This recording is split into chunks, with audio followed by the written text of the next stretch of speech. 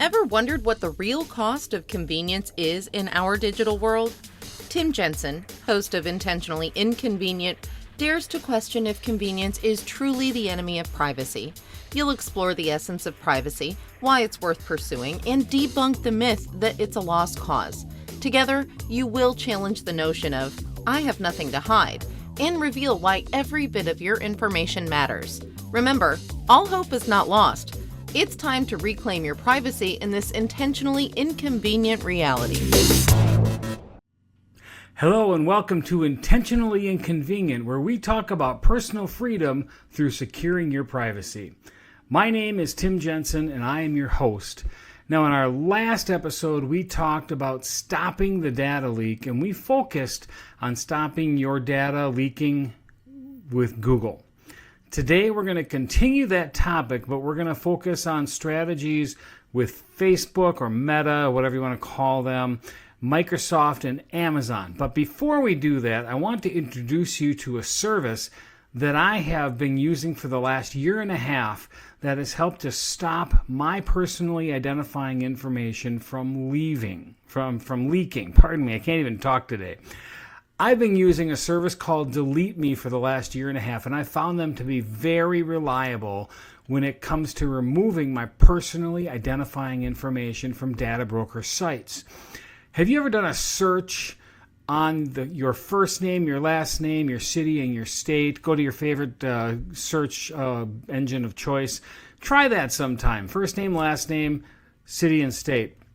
And when you do that, you'll see the value of a service like DeleteMe, because you'll be amazed at the number of websites that contain your first name, your last name, your email address, your phone number, your family's name, maybe even pictures of you that you just did not give them permission to post and to give to other people.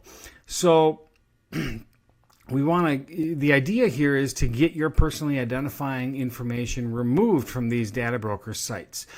Do yourself a favor, go right now to goclick.me, goclick.me/DeleteMe. That's goclick.me/DeleteMe. goclick.me/DeleteMe. You can learn more about how DeleteMe can protect your information from being on the internet. One more time, that's goclick.me/DeleteMe. Do it right now and then come back and continue with this episode. All right. So this episode will probably be kind of short because last time we talked about Google, where the big data leak is, and all the ways that they've made it easy to collect our data. For some people, they have a very valid reason for staying with these services. Some people don't want to just remove these things from their lives because they're very, very entrenched in them. I know I have been too. I've not replaced them myself, but rather I've chosen mitigation strategies to limit the data leak. So what do I mean by that? Let's go for an example. Facebook. And most of this is adjusting settings. So for my posts, they'll only be allowed for friends for a lot of things, so that a lot of my preferences don't get just scraped by data brokers. I implement two-factor authentication using a YubiKey, or you can use a passkey, or at least use an authenticator app. I highly recommend using a YubiKey, though. Change your contact information, your email. Use an email alias. Stay tuned to our next episode where we're going to talk about email aliases and why you should use them. Maybe change your phone number. Maybe get a voice over IP phone number instead of using your regular cell phone number or your landline or whatever. Maybe you can get it from MySudo or Hushed. Those are two different services that you can research. Get your main number off of your profile. Next thing, your birth date. Maybe it's your choice if you want it there or not. You may want to remove it, or at least maybe remove the year if that's possible. They have a service there for identity confirmation. And I understand why they offer this. It's so that someone, if they try to take over your profile, your Facebook profile, you can prove who you are and get it back. And a lot of people, you have to do this ahead of time, because once they take over your profile, you've got to have that established who you actually are. So what Facebook would do then is they would actually mail you something in the postal mail to verify your mailing address, Or you could just upload a photo of your driver's license. Well, okay, so I recommend do not upload your driver's license picture. Just don't do it. If you can, I would even recommend maybe not even doing the identity confirmation process at all. And here's why.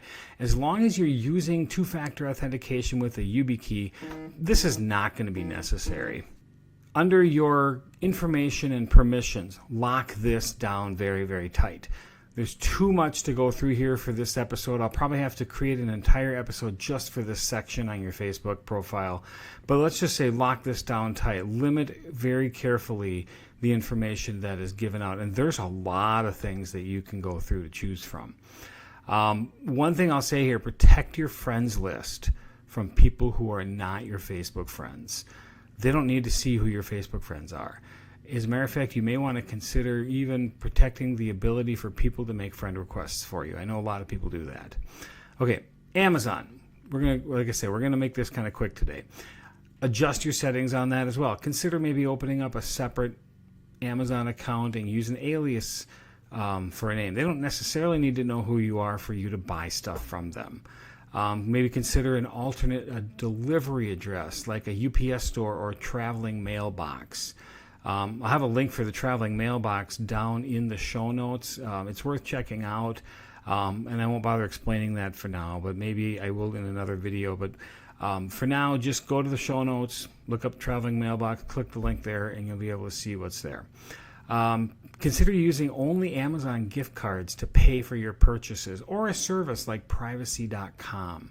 Again, there's no reason for you to have to give out your credit card information, that kind of thing. Use a VPN, a virtual private network, whenever you access websites like Amazon, Facebook, Microsoft, and never let them know your actual IP address. Microsoft, very simple. Consider using LibreOffice.org, LibreOffice.org instead of Microsoft Office. It's an alternative service. It's free, and they don't collect your information and upload it to their servers, and they don't analyze all your information. Consider maybe getting a Linux computer instead of using Windows. There's a service company called System76 that specializes in Linux computers. They're a good source of Linux devices. Don't use Outlook. Don't use Edge. Instead, maybe use Proton for email. Use Brave or Firefox for your browser. I've heard Malvet is pretty good. Stop the tracking. After all, I didn't ever say that this wasn't intentionally inconvenient. So that's, like I said, it's going to be really short today. That's all I've got. Be sure you're checking the show notes for a lot of the information that I gave you, because I know I went through this rather quickly. Again, my name is Tim with Intentionally Inconvenient. Stay safe, stay private. Thanks for watching. That's all for now from Intentionally Inconvenient, leaving you with a challenge to question the cost of online convenience. If you want to keep learning, subscribe on Spotify and Apple Podcast. Your reviews and 5-star ratings help reach more listeners. Until next time, remember, your privacy is never a lost cause. Stay safe, stay private.